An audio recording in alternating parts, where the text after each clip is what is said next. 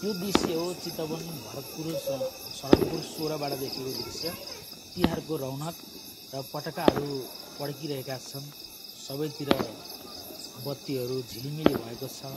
यो तिहार विशेष लक्ष्मी भित्र्याउने महत्त्वपूर्ण पर्व चाड, जहाँ कार्तिक महिनाको त्रयोदशीदेखि कार्तिक महिनाको शुक्ल पक्षको द्वितीय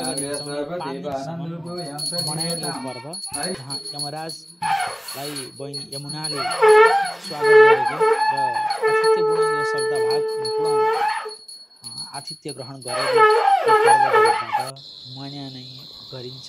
जस्ताको तस्तै तपाईँलाई मैले यो दृश्य म घर भरतपुर चितवन सहारनपुरबाट देखाइरहेको छु।